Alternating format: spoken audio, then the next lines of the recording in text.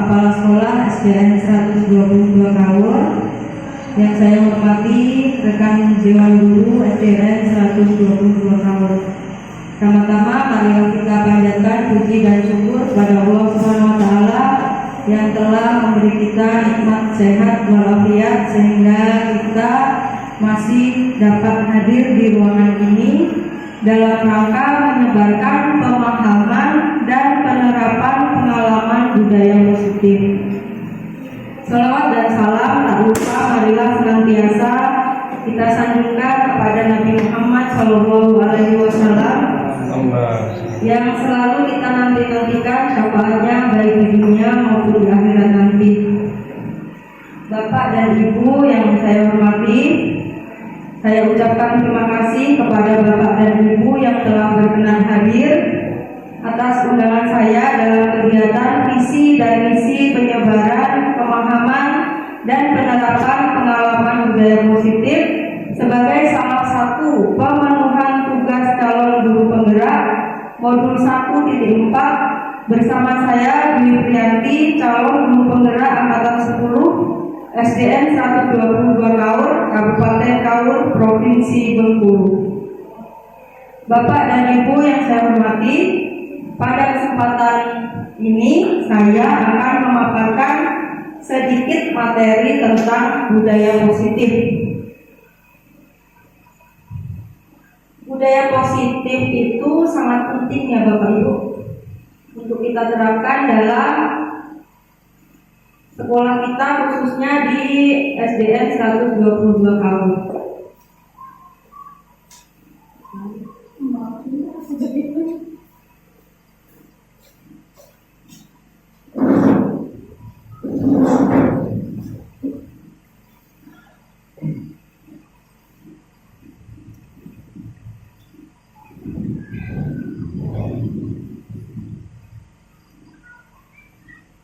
Jadi untuk kita terapkan di SDN 122 Kaur, fungsinya adalah untuk menumbuhkan motivasi intrinsik atau motivasi diri, khususnya dalam diri siswa Bapak Ibu, supaya mereka bisa menjadi siswa yang bertanggung jawab, memiliki budi pekerti luhur dan berakhlak mulia sesuai dengan filosofi pemikiran Ki Hajar Dewantara untuk mewujudkan siswa yang berkarakter profil pelajar Pancasila.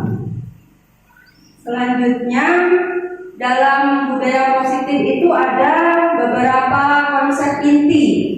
Di antaranya perubahan paradigma belajar, kemudian yang kedua ada disiplin positif, yang ketiga ada nilai-nilai kebajikan, kemudian yang keempat kebutuhan dasar manusia, kemudian yang kelima motivasi perilaku manusia, yang keenam posisi kontrol tubuh, selanjutnya keyakinan kelas, dan segitiga restitusi.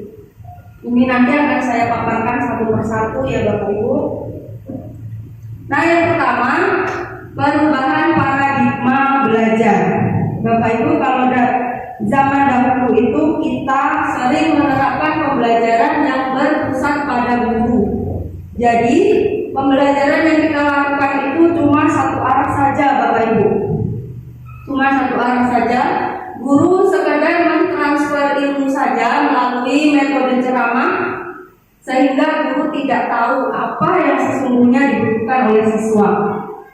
Itu dalam paradigma lama. Nah, sekarang dalam paradigma baru, guru itu harus melakukan pembelajaran yang berpusat pada murid, yang disebut juga dengan istilah pembelajaran berdiferensiasi, yaitu pembelajaran di mana siswa itu belajar sesuai dengan kebutuhannya. Karena pada dasarnya pendidikan itu sifatnya menuntun sesuai dengan kodrat alam dan kodrat zamannya ya, serta bakat dan minatnya, seperti cita-cita Ki Hajar Dewantara untuk mewujudkan profil pelajar Pancasila. Kemudian dalam profil pelajar Pancasila itu ada beberapa dimensi yang semuanya itu termasuk budaya positif, yaitu ada beriman, bertakwa pada Tuhan Yang Maha Esa, kemudian ada berakhlak mulia, kemudian ada berkebinekaan global, kemudian ada gotong royong, mandiri, kreatif, dan bernalar kritis, dan banyak lagi ya Bapak Ibu. Selanjutnya yang kedua, disiplin positif. Disiplin positif itu selalu dimulai dari diri, yang disebut juga dengan disiplin diri, dengan memiliki tanggung jawab terhadap apa yang sudah dilakukan.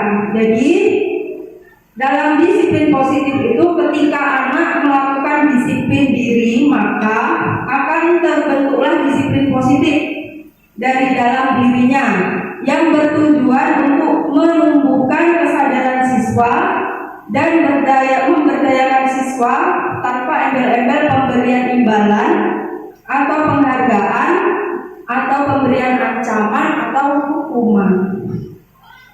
Dalam disiplin positif itu dapat terbentuk jika siswa itu memiliki kesadaran diri atau motivasi dari dalam dirinya, bukan karena takut dihukum Bapak Ibu ya, tapi karena kesadaran dirinya, bukan juga demi mendapatkan penghargaan tertentu. Maka sebagai pendidik, tujuan dan tugas kita adalah menciptakan karakter siswa yang memiliki disiplin diri, sehingga mereka berperilaku yang mengacu kepada nilai-nilai kebajikan dan memiliki motivasi dalam perubahan perilaku ke arah yang lebih baik.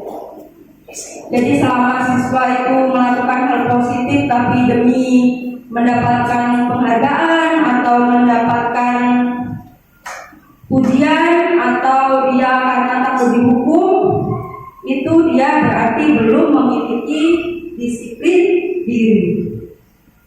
Yang ketiga itu ada nilai-nilai kebajikan.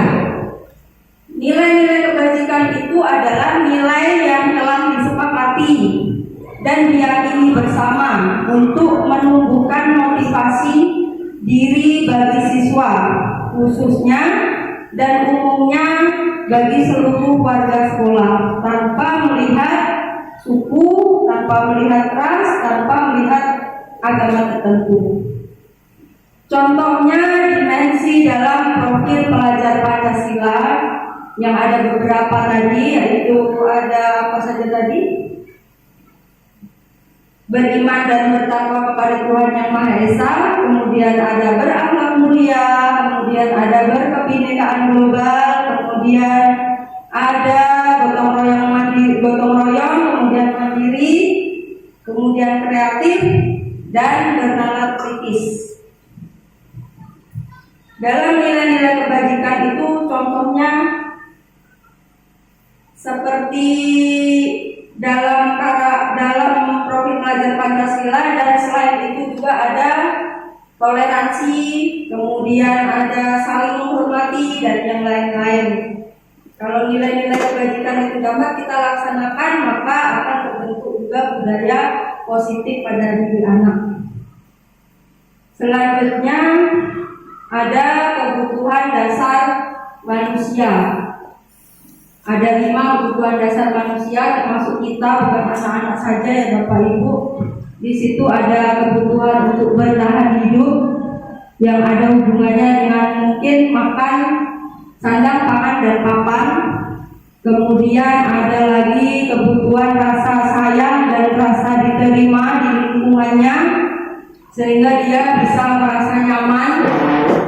Kemudian ada lagi kebutuhan tentang penguasaan, yaitu sifat pengen diakui, pengen dihargai, seperti itu. Kemudian ada kebebasan, kebutuhan tentang kebebasan. Kemudian ada lagi kebutuhan tentang kesenangan. Yang kelima ada motivasi perilaku manusia. Ada 2 macam motivasi perilaku manusia Bapak Ibu. Yang pertama motivasi ekstrinsik atau motivasi yang berasal dari luar diri kita. Kemudian ada lagi motivasi ekstrinsik, yaitu motivasi yang berasal dari dalam diri kita. Ketika kita melakukan suatu hal yang positif, ketika anak melakukan suatu hal yang positif dan itu dilakukan demi mendapatkan pujian atau demi mendapatkan penghargaan tertentu, maka artinya anak tersebut masih termotivasi secara ekstrinsik atau termotivasi dari luar dirinya, belum berasal dari dalam diri. Nah, motivasi yang timbul dari dalam diri itu biasa disebut motivasi diri atau motivasi intrinsik. Motivasi yang berasal dari dalam diri itu membuat anak lebih menghargai dirinya sendiri dengan nilai-nilai yang mereka yakini. Jadi, ketika mereka sudah memiliki motivasi diri, mereka tidak akan mengalami perubahan perilaku dan akan tetap menjadi anak yang baik biarpun tidak sedang diawasi oleh guru. Biarpun tidak sedang diawasi oleh guru, contohnya mereka tetap melakukan piket. Biarpun tidak sedang diawasi oleh guru, mereka saling menghargai antar teman. Biarpun tidak diawasi oleh guru dan tidak disuruh guru, mereka menjaga kebersihan. Itu adalah motivasi. Itu tandanya anak itu sudah memiliki motivasi yang berasal dari dalam dirinya atau motivasi ekstrinsik tadi. Intrinsik tadi. Selanjutnya yang keenam, ada motivasi kontrol guru. Di sini ada 5 posisi kontrol guru, antara lain adalah guru sebagai penghukum, kemudian guru sebagai pembuat rasa bersalah, kemudian guru sebagai teman, kemudian guru sebagai pemantau, kemudian guru sebagai manajer. Mari kita tanya pada diri sendiri, Bapak Ibu. Bapak Ibu itu posisi kontrolnya sebagai apa? Apakah sebagai penghukum? Apakah sebagai pembuat rasa bersalah? Apakah sebagai teman mungkin? Atau sebagai pemantau? Atau sebagai manajer? Kalau saya mungkin sebagai pembuat rasa bersalah, kalau saya mungkin Bu. Nah, selanjutnya Bapak Ibu, dalam posisi 5 posisi kontrol itu dapat kita lihat kita ini sebagai apa sih posisi kontrolnya. Dari 5 posisi kontrol itu saya akan menyajikan satu kasus yang nanti jawabannya Bapak Ibu tahu sendiri. Oh, saya ini guru sebagai posisi kontrolnya sebagai penghukum misal, atau saya ini guru posisi kontrolnya sebagai pembuat rasa bersalah misalnya. Di sini ada satu kasusnya, tapi jawabannya mungkin bisa menggambarkan ke 5 posisi kontrol tadi. Si Jono itu nama orang yang Bapak Ibu. Jono tidak memiliki atribut lengkap saat upacara bendera. Nah, kalau kita posisi kontrolnya itu sebagai penghukum, kira-kira kita akan bilang pada anak itu hormat pada bendera selama 1 jam gitu, atau lari keliling lapangan 5 kali seperti itu, atau kalimat-kalimat intimidasi yang lain. Nah, kalau kita mengatakan hal itu pada anak, itu artinya posisi kontrol kita adalah sebagai guru, sebagai penghukum. Selanjutnya masih kasus Jono yang tidak memakai atribut lengkap tadi, ada posisi kontrol pembuat rasa bersalah. Jadi ketika kita berada di posisi kontrol pembuat rasa bersalah itu, kira-kira kita akan mengucapkan pada anak tersebut, kamu selalu mengecewakan ibu misalnya, atau kamu lagi, sampai anak itu merasa bersalah, merasa tidak percaya diri lagi, harga dirinya jatuh, mungkin mentalnya juga jatuh karena kita menyalahkan dia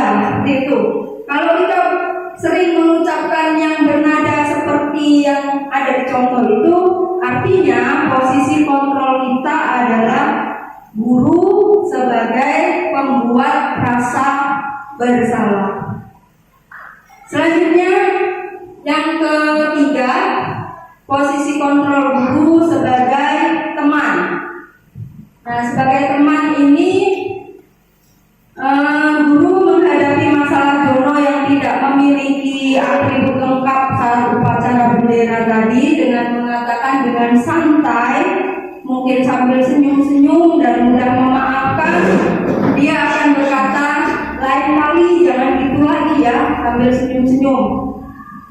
Nah, itu artinya posisi kontrol guru tersebut sebagai teman. Selanjutnya yang keempat ada posisi kontrol sebagai pemantau. Sebagai pemantau ini kira-kira Pak Guru atau guru tersebut akan mengatakan kepada anak, akan mengatakan kepada Jono tadi, kamu sudah melanggar peraturan sekolah. Kamu tahu apa konsekuensinya? Pokoknya lengkapi atribut sekolahnya, belinya harus di koperasi sekolah, dan jangan diulangi lagi. Nah, kalimat-kalimat yang sejenis itu menandakan posisi kontrol guru tersebut sebagai pemantau. Selanjutnya, guru sebagai manajer. Bapak Ibu, selama ini saya tahunya manajer sebagai manajer itu adanya cuma di perusahaan itu aja. Tapi ternyata dalam posisi kontrol guru itu ada guru sebagai manajer. Nah, dalam kasus Jono yang tidak memakai atribut lengkap saat upacara tadi, posisi kontrol yang menurut saya itu paling baik menurut saya itu adalah posisi kontrol sebagai manajer. Posisi kontrol guru sebagai manajer, guru itu akan menyelidiki dulu sampai anak itu tahu bagaimana cara mengatasi masalahnya sendiri. Itu posisi kontrol sebagai manajer, Bapak Ibu. Kira-kira guru tadi akan berkata kepada anak, apakah kamu tahu kesalahanmu, nak? Kemudian kira-kira bagaimana kamu akan memperbaiki kesalahanmu? Gitu.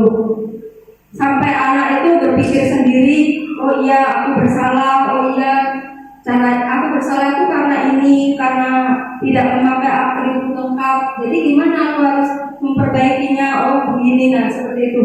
Anak itu jadi tahu bagaimana cara menghadapi masalahnya sendiri, jadi tahu jawaban dari masalahnya sendiri ketika guru bertanya dari awal ya, diselidiki dari awal. Selanjutnya ada keyakinan kelas. Bapak Ibu, saya sudah membuat di kelas saya di kelas 4 tentang keyakinan kelas. Keyakinan kelas ini dibuat oleh guru dan guru kelas, siswa dan guru kelas, yang isinya tentang kesepakatan antara siswa dan guru kelas yang nantinya harus dipertanggungjawabkan oleh siswa. Kalau siswa kelas 4 kemarin dari berbagai banyak permasalahan yang harus disepakati itu, peraturan yang harus disepakati itu ada 5 yang mereka sepakati, termasuk saling menghargai, disiplin, kemudian apalagi kemarin keyakinan kelas itu berupa pernyataan-pernyataan yang bersifat umum yang dibuat oleh siswa dengan menggunakan kata-kata yang positif. Jadi kata-katanya itu harus positif, tidak boleh menggunakan kata dilarang atau jangan. Misalnya kalau mau membuat kesepakatan jangan membuang sampah sembarangan, itu kalimatnya, pernyataannya bukan dilarang membuang sampah, tapi jagalah kebersihan, contohnya seperti itu. Harus menggunakan pernyataan-pernyataan yang positif. Kalau misalnya akan membuat kesepakatan kelas tidak boleh mencontek, jadi jangan diucapkan tidak boleh mencontek itu, tapi belajar harus jujur. Nah, mungkin seperti itu Bapak Ibu. Jadi harus menggunakan pernyataan-pernyataan dan kata-kata yang positif. Karena dengan kata-kata yang positif itu dapat terbentuk dalam pikiran anak tentang sesuatu yang positif juga ya, bukan tentang larangan-larangan yang nanti akan berujung pada hukuman-hukuman dan lain-lain ya, tetapi tentang sesuatu yang positif. Selanjutnya yang ke-8 ada segitiga restitusi. Apa itu segitiga restitusi? Saya juga baru dengar saat mengikuti JPG ini Bapak Ibu, CGP ini tentang segitiga restitusi. Segitiga restitusi itu proses dialog yang dijalankan oleh guru agar menghasilkan karakter siswa yang mandiri, yang bertanggung jawab. Nah, di segitiga restitusi itu ada 3 tahapan, yaitu menstabilkan identitas, kemudian ada validasi tindakan yang salah, kemudian ada menanyakan keyakinan. Nah, dalam menstabilkan identitas, dalam tahapan menstabilkan identitas itu dilakukan berdasarkan prinsip bahwa berbuat kesalahan adalah bagian dari proses pembelajaran. Contohnya, ketika kita berada dalam tahapan menstabilkan identitas, kita akan berucap kepada murid, berbuat kesalahan itu wajar nak, nah seperti itu. Atau berucap juga kepada murid, berbuat tidak ada manusia yang sempurna. Nah, kata-kata yang seperti itu, yang sejenis seperti itu, yang ketika kita berada dalam tahapan menstabilkan identitas, jadi anak itu seperti kayak dibenarkan gitu loh, biarpun dia sedang berbuat salah, tetapi ketika berada dalam tahapan menstabilkan identitas, kita itu seperti mengikuti anak, diikuti dulu bahwa memang tidak ada manusia yang sempurna, bahwa kesalahan itu juga bagian pembelajaran, seperti itu. Kemudian ada lagi yang tahapan kedua, validasi tindakan yang salah. Dalam validasi tindakan yang salah itu dilakukan berdasarkan prinsip bahwa setiap perilaku yang dilakukan itu berupaya membangun sesuatu kebutuhan tertentu. Nah, ketika kita berada dalam tahapan validasi tindakan yang salah, kita sebagai guru akan berkata kepada murid kira-kira seperti ini. Kamu pasti punya alasan kenapa melakukan hal itu. Nah, ketika murid contohnya ada yang mencontek, kalau kita berada dalam tindakan validasi tindakan yang salah, kita anak mencontek yang diconteki marah, ngamuk, mungkin sampai memukul, kamu mencontek pekerjaan saya, seperti itu. Artinya kalau kita menanya yang memukul tadi, kamu pasti punya alasan kenapa melakukan hal itu. Ya, dia punya alasan, yaitu kawannya mencontek karena dia susah-susah mengerjakan tugas, tapi kawannya cuma mencontek. Mungkin seperti itu jawaban anak nantinya. Yang ketiga dari segitiga restitusi ini ada tahapan menanyakan keyakinan. Dalam menanyakan keyakinan ini dilakukan berdasarkan prinsip teori kontrol bahwa pada dasarnya kita itu sebagai manusia termotivasi secara intrinsik. Misalnya, kira-kira kita sebagai guru kalau berada dalam tahapan menanyakan keyakinan, kita akan berkata, apa keyakinan kelas kita? Nah, keyakinan kelas kita yang dilanggar mungkin, keyakinan kelas kita disebutkan 5-5-nya. Nilai apa yang telah kita sepakati bersama? Ada nilai saling menghargai, saling disiplin. Kalau misalnya dia berantem sama temannya, berarti dia melanggar keyakinan kelas saling menghargai. Itu Bapak Ibu. Selanjutnya kita berada di Terakhir, yaitu penutup. Dalam penerapan disiplin positif, hendaknya guru memiliki standar kepribadian profesional dan sosial yang baik, di mana guru mampu merefleksikan dirinya dalam posisi kontrol saat ini, sehingga dapat menuntun siswanya menjadi manusia yang mandiri, manusia merdeka, manusia yang bertanggung jawab sesuai dengan tujuan membentuk siswa berkarakter profil pelajar Pancasila. Demikian, ada yang mau disampaikan Bapak Ibu? Hapus dulu untuk Ibu Dwi.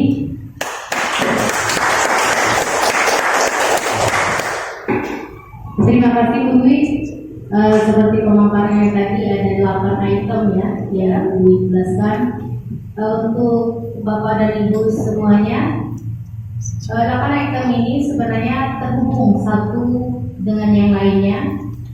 Karena kenapa saya katakan terhubung? Karena dari awal tadi di situ adalah yang akan kita bahas tentang profil pelajar Pancasila. Di situ juga ada perubahan, sedikit saya ambil garis bawah ya. Perubahan paradigma belajar di situ mungkin kalau zaman kita kecil dulu, seorang guru sebagai public figure dalam artian semuanya berorientasi kepada guru. Yang anak-anak cuman CBSA seringkali dilakukan, yaitu catat buku sampai habis biasanya.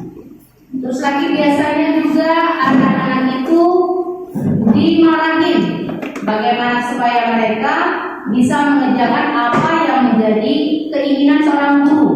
Mungkin masih sampai sekarang pun mereka masih melakukan seperti itu. Jadi dalam seorang CGP sekarang lagi diajarin bagaimana supaya merubah mindset dari guru-guru yang zaman dahulu berubah sekarang bagaimana kita merubah anak melewati filosofi Ki Hajar Dewantara, yaitu mengayomi anak, membimbing anak, bukan memaksakan kehendak kita kepada anak. Nah, terus di situ juga bagaimana katanya tadi ada posisi kontrol. Posisi kontrol kalau kebiasaan zaman saya kecil, entah itu kalau zaman Bapak Ibu dulu ya. Kalau zaman saya kecil dulu itu yang saya sering dipukul. Saya bisa melihat teman-teman saya dipukul apabila mereka melakukan kesalahan, atau biasanya telinganya itu ditarik sampai panjang apabila memang mereka bandel. Saya rasa ibu dan bapak guru sering bertemu hal seperti itu. Kenapa ada keyakinan kelas dan kenapa ada segitiga restitusi? Hal itu karena kita mau memposisikan kita sebagai kontrol guru, mau jadinya seperti apa.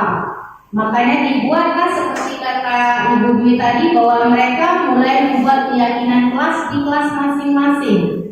Untuk digarisbawahi bahwa keyakinan kelas itu beda dengan kesepakatan kelas. Keyakinan kelas itu yang keluarnya memang dari dalam hati. Saya mau menjadi anak yang tidak suka lagi berkelahi. Berarti dia sudah ada dalam hati. Kalau yang kesepakatan kelas, hari ini saya harus pakai baju ini, berarti mereka nampak melakukan. Jadi mereka pakainya seragamnya merah putih, misalnya di Senin. Tapi kalau keyakinan kelas, saya ini tidak boleh ya datang terlambat lagi hari ini. Apakah nampak itu? Dia nampaknya adalah pada saat dia datang ke sekolah pagi hari. Jadi memang niatnya dari dalam hati. Itu beda antara keyakinan kelas dan kesepakatan kelas. Selanjutnya itu segitiga restitusi juga mengacu nanti saya menjadi posisi kontrol sebagai apa. Dari saat tadi dicontohkan oleh Ibu Dwi bahwa ada seorang anak tidak memakai seragam sekolah lengkap. Jadi segitiga restitusi ini digunakan, dia nanti akan mendapat apa dari bapak dan ibu. Jangan langsung pulang kamu, tidak usah sekolah, atau masuk ke kelas tapi sepatu dilepaskan. Tidak seperti itu. Itu adalah sebagai hukuman. Jadi sebelum kita menentukan mereka mendapat apa, bapak ibu harus melalui segitiga restitusi dulu. Kalau dulu kan nggak usah lagi, pokoknya kalau salah ya salah, hukuman ya hukuman. Tapi sekarang itu tidak menggunakan seperti hal itu lagi. Kita harus melalui namanya kenapa mereka melakukan itu, dan hal utama yang Bapak Ibu lakukan adalah, nah, memang ibu dulu kecil juga punya salah. Sering loh ibu kalau jam pelajaran sekolah nantinya di kantin, misal seperti itu kan, atau jam sekolah ibu sengaja tuh duduk dulu di warung sebelah biar jangan masuk karena males jam pertama itu olahraga atau main matematika. Jadi wajar, suatu kewajaran kalau kalian pada jam pertama itu mau terlambat. Ibu juga sering kok, tapi ibu tidak ulang-ulang melakukannya. Nah, setelah dia merasa tenang bahwa oh saya ini dibela loh, saya nggak dimarahin kalau saya terlambat ataupun saya nantinya di kantin, dia merasa sudah ada pembelaan. Makanya kita tanya, kok kamu terlambat sih? Setiap hari saya lihat terlambat, kenapa? Gitu kan, seperti itu. Jadi nanti dia bicara nih, Bu, saya tadi malam tadi tidurnya sudah jam 11, jadi saya kesiangan, Bu. Sudah tuh, kita sudah tahu bahwa alasannya seperti itu. Atau bisa jadi juga saya malam tadi Bu capek, adik saya sakit, kita nggak tahu kan ada masalah apa mereka di rumah.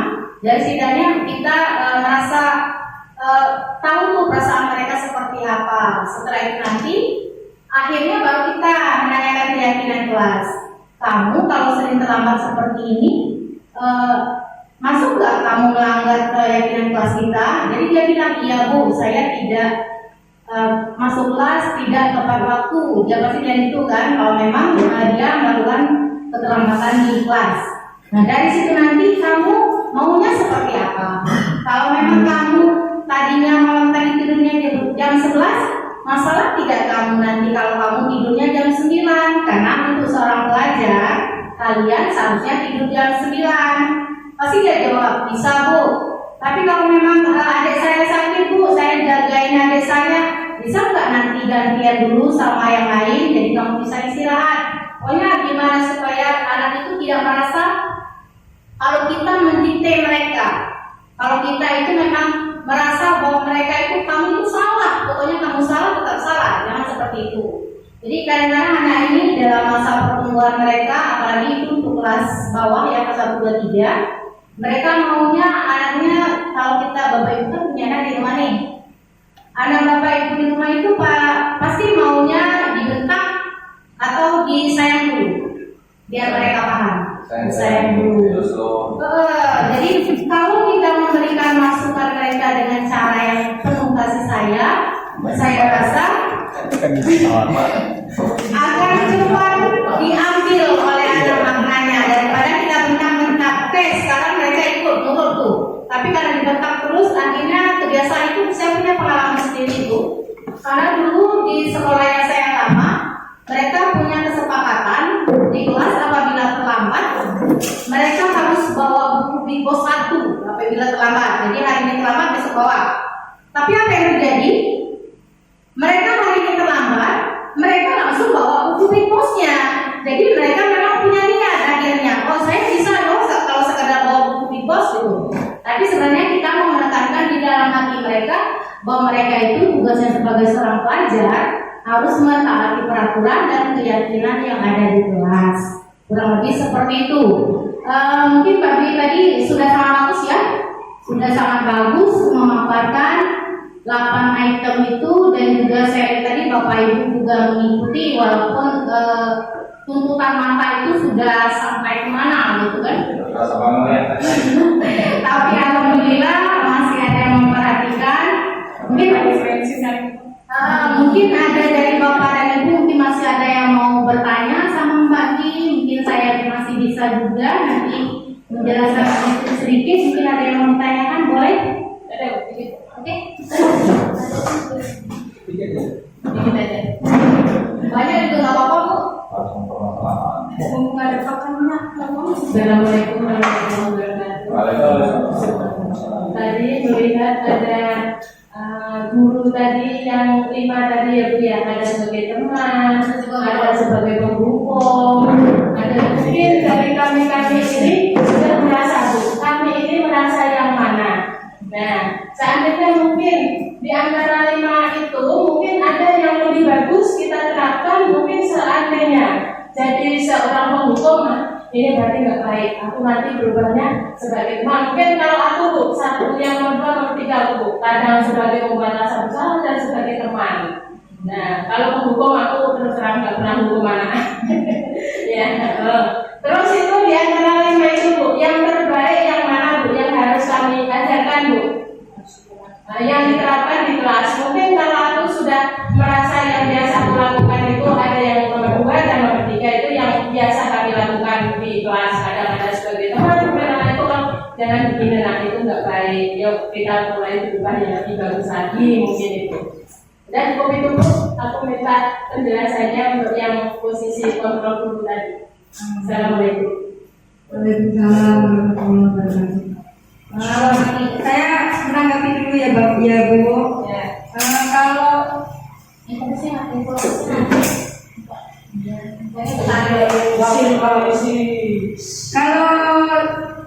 saya juga sama kayak Ibu Indah tadi, saya juga memiliki kecenderungan kalau Ibu Indah tadi sebagai pembuat rasa bersalah dan sebagai teman.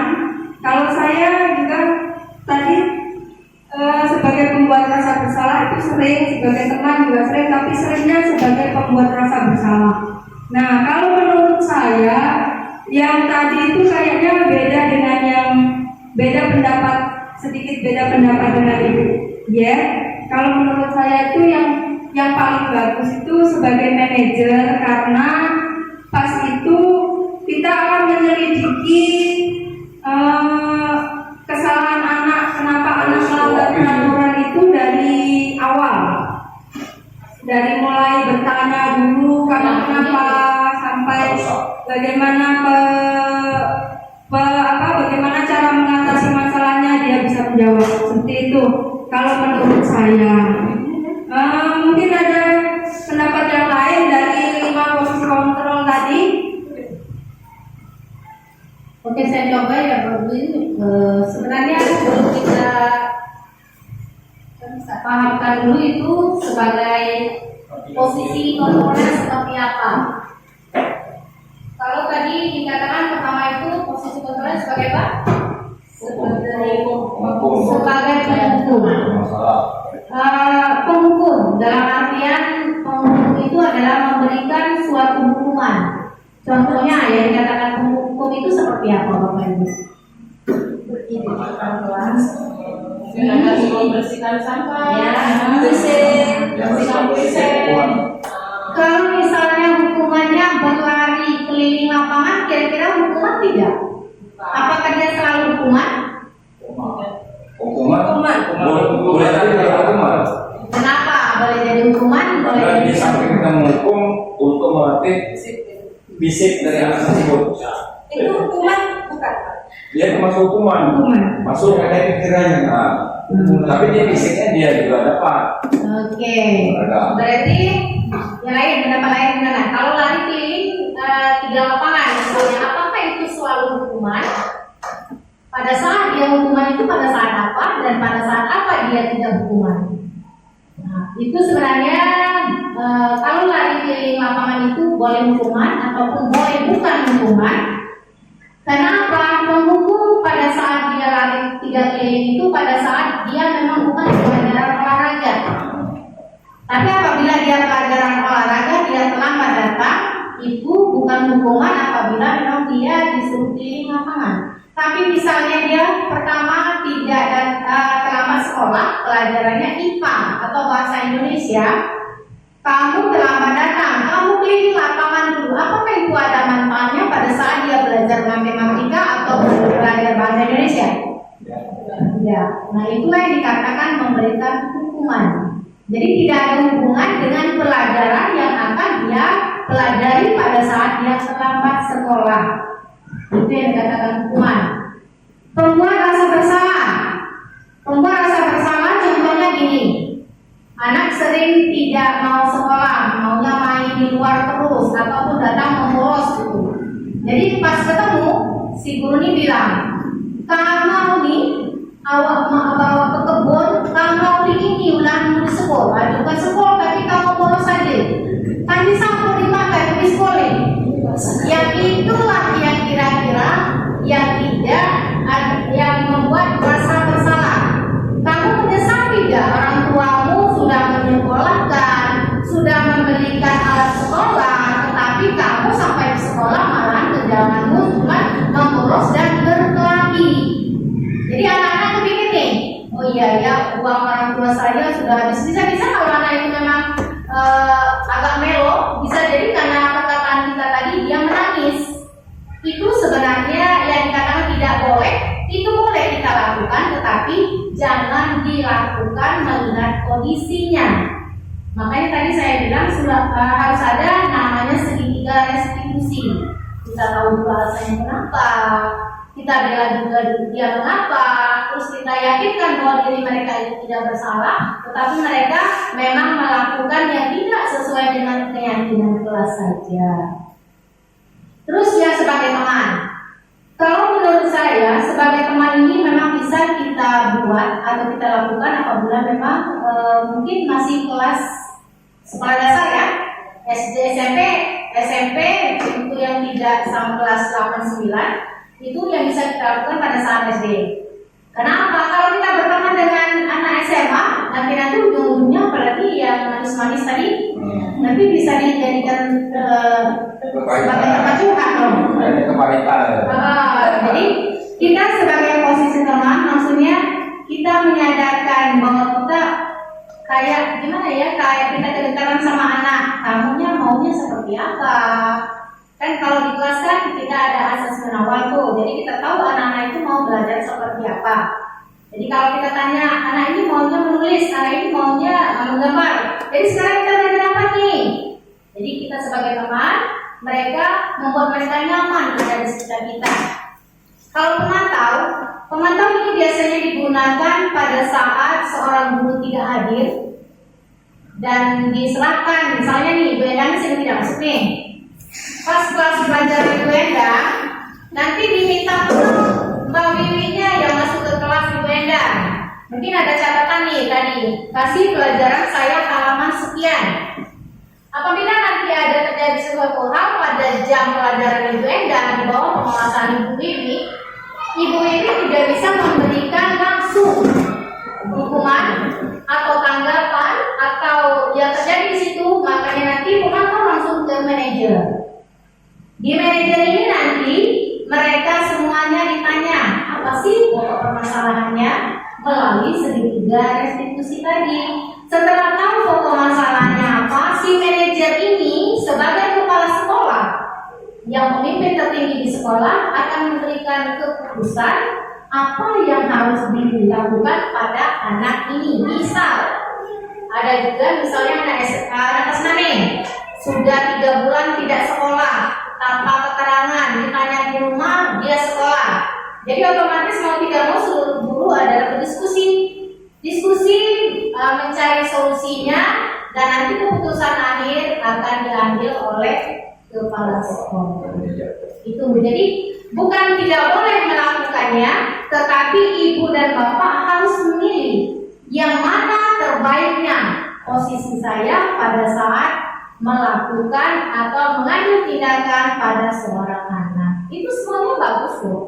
Tapi kalau menghukum, itu nanti kembali ke kita lagi, efek jerahnya tidak ada. Malah mereka akan lebih bersemangat untuk melakukan kesalahan.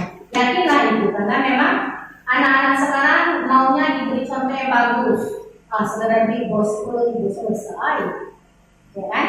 Tapi itu hukuman. Terus jadi kalau terlambat tidak masuk sekolah, saya hukumnya seperti itu. Kalau terlambat sekolah saya suruh pilih, paling-paling itu suruh pilih, dia terlambat sekian menit.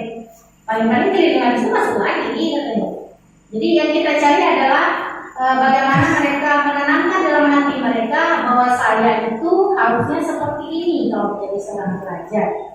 Kurang lebih seperti itu, Ibu. Kalau tidak positif sana.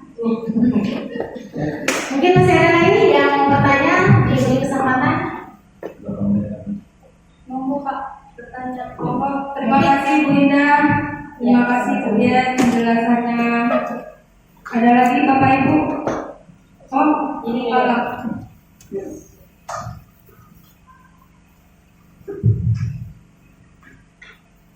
Baik, jadi apa yang dipaparkan oleh Bu ini kemudian dari Bu Dian tanggapan dari Ibu Enda. Jadi posisi kontrol itu ada 5. Artinya terakhir sebagai pengambil keputusan itu di kepala sekolah. Jadi karena kepala sekolah penanggung jawab di institusi lembaga pendidikan ini.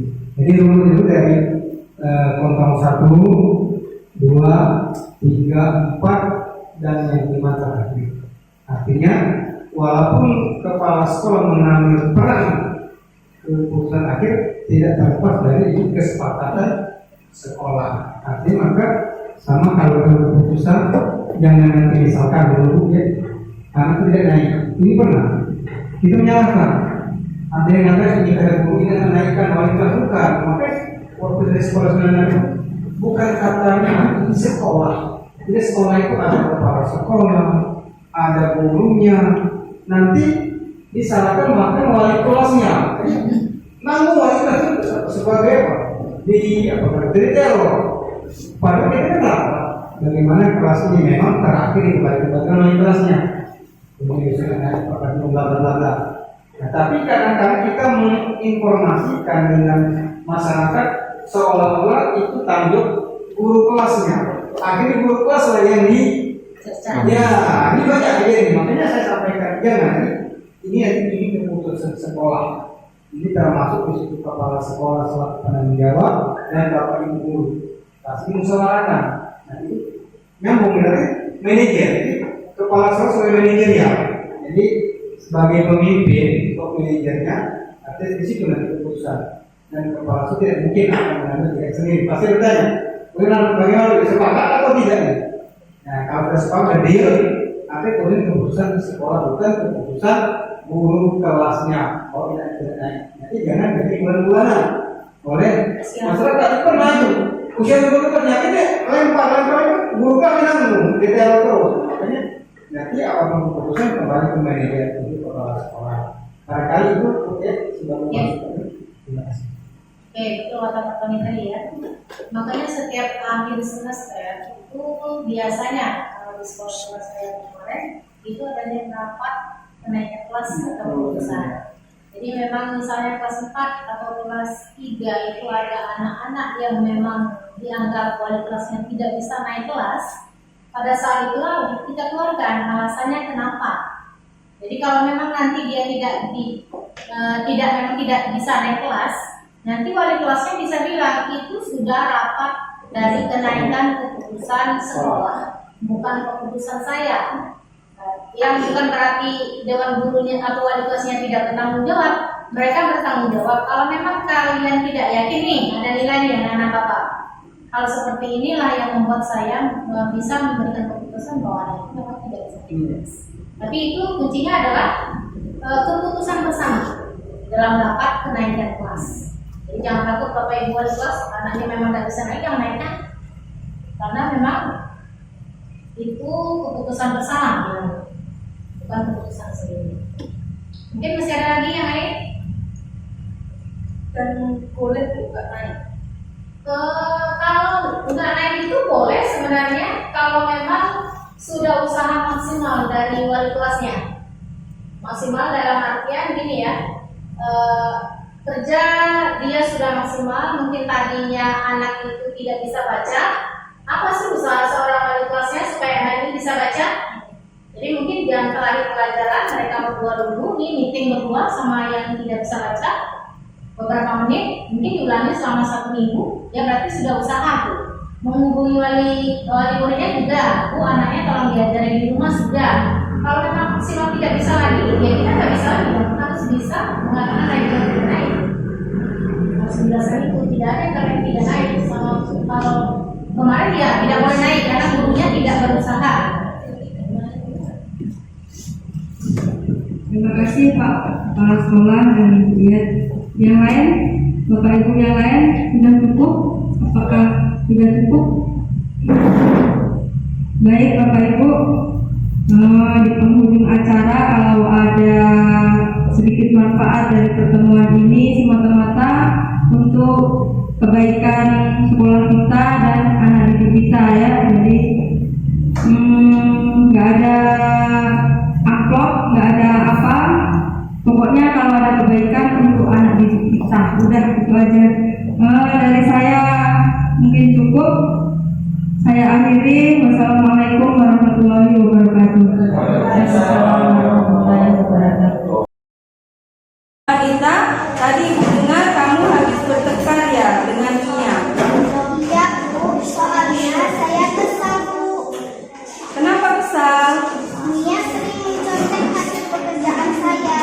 Oh gitu, ya wajarlah kalau kamu marah dan kesal.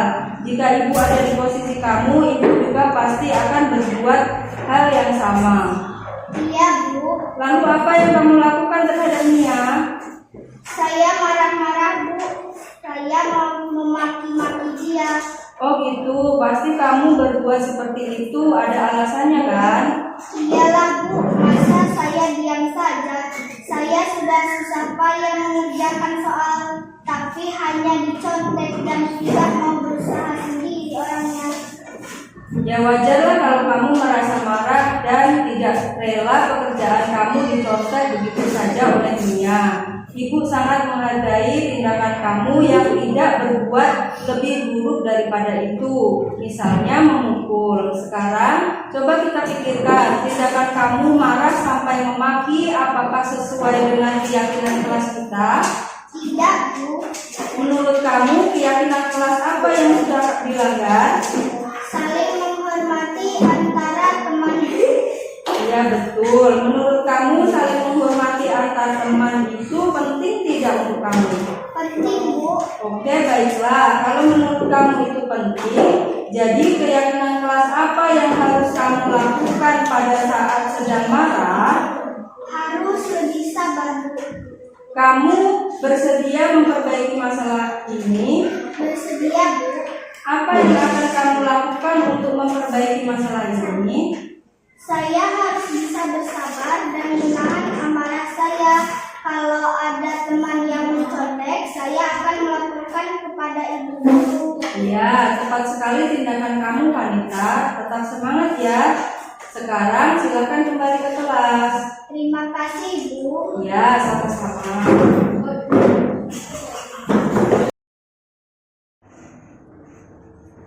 Assalamualaikum warahmatullahi wabarakatuh. Baiklah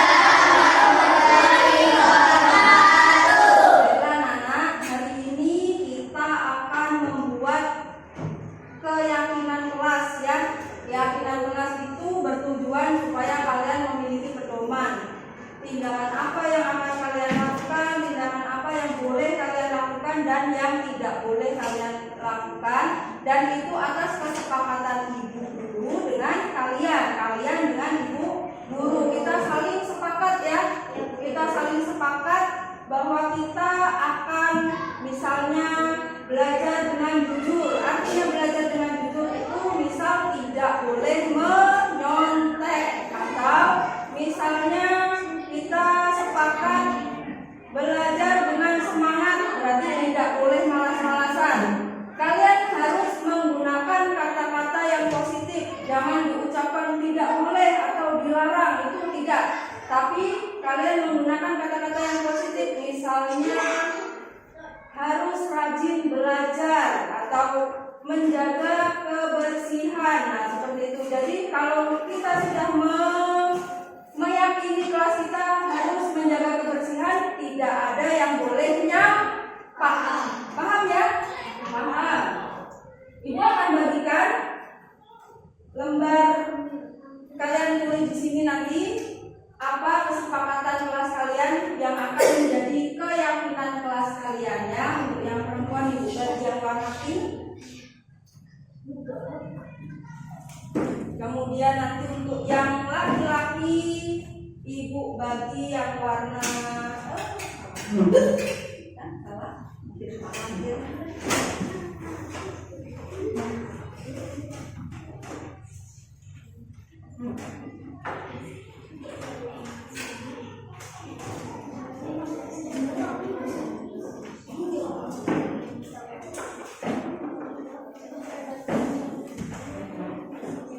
Kalian pikirkan dulu apa yang akan menjadi keyakinan kelas kalian ya. Kalian pikirkan dulu ya.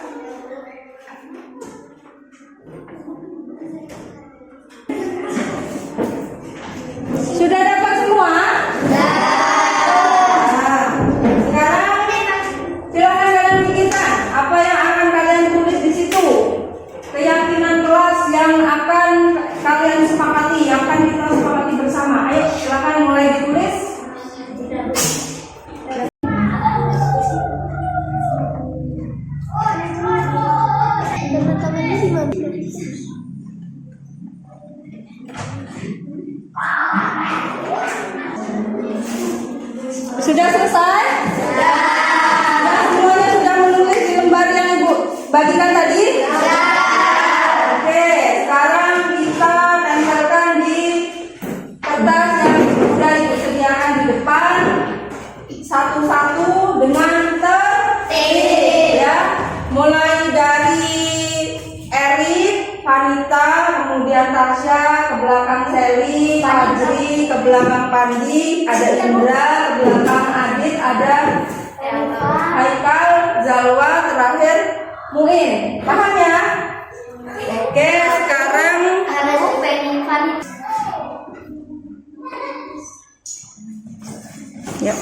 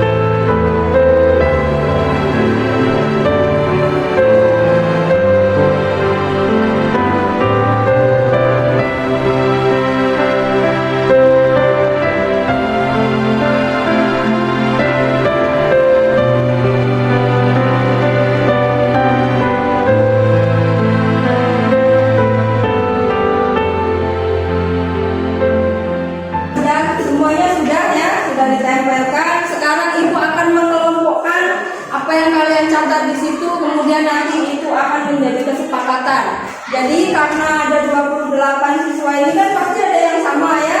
Jadi nggak yang ditempel di situ semua yang sama itu nggak, kita pilih satu saja yang sama karena sama ya.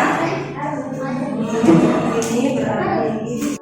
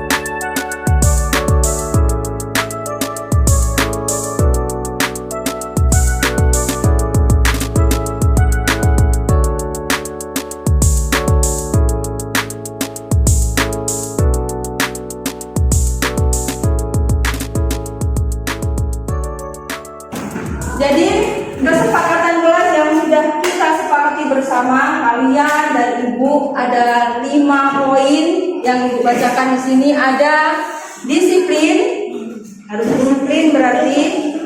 Kemudian menjaga kebersihan, kemudian harus semangat, kemudian belajar dengan jujur dan saling menghargai. Ya, paham ya? Paham, itu kalian yang nulis sendiri, itu kalian yang nempel sendiri. Nah sekarang untuk tanda bahwa kita sudah sepakat melakukan keyakinan kelas ini, menerapkan keyakinan kelas ini di sekolah, ibu ada acara penandatanganan kesepakatan keyakinan kelas. Jadi kalau kalian melanggar, ibu tinggal tanya, kalian melanggar keyakinan kelas yang mana? Kalau kalian misalnya berantem, kalian melanggar keyakinan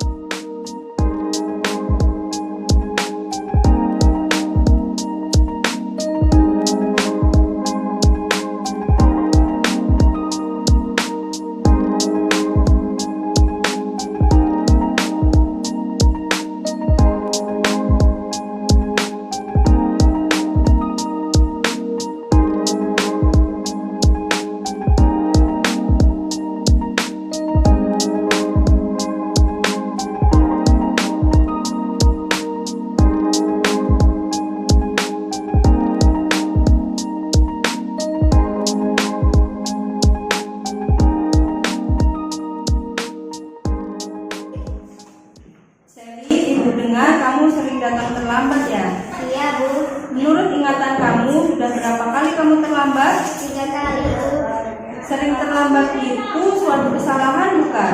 Iya, Bu. Baik Sally, berbuat kesalahan itu manusiawi.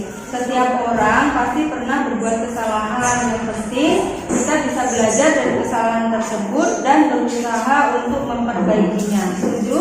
Setuju, Bu. Oke, baiklah. Kita cari solusinya sama-sama ya. Iya, Bu. Sally sering terlambat datang ke sekolah itu pasti ada alasannya. Kenapa sih sering terlambat datang ke sekolah? Karena saya sering begadang main HP, Bu. Jadi kurang tidur. Kamu tahu keyakinan kelas kita yang sudah kita sepakati? Tahu, Bu. Sesuai dengan keyakinan kelas kita, kalau terlambat melanggar keyakinan kelas kita tidak. Melanggar, Bu. Menurut kamu, keyakinan kelas apa yang sudah kamu langgar? Disiplin, Bu. Menurut kamu, disiplin itu penting tidak untuk kamu? Penting, Bu. Karena membuat saya datang ke sekolah tepat waktu dan bisa menghargai waktu. Betul, menghargai waktu itu penting dan sangat bermanfaat untuk kita.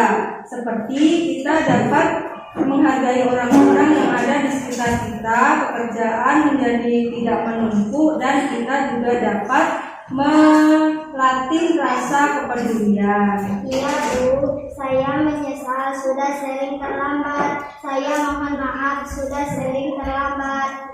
Iya, Sally, sikap yang sangat baik sudah kamu lakukan dengan meminta maaf. Menurut kamu, apa yang akan kamu lakukan agar kamu tidak datang terlambat lagi ke sekolah? Saya akan tidur lebih cepat dan tidak begadang lagi agar tidak datang terlambat ke sekolah. Baik, Sally, kamu sudah menemukan solusinya dan ibu akan bekerja sama dengan orang tua kamu agar kamu tidak datang terlambat lagi ke sekolah. Terima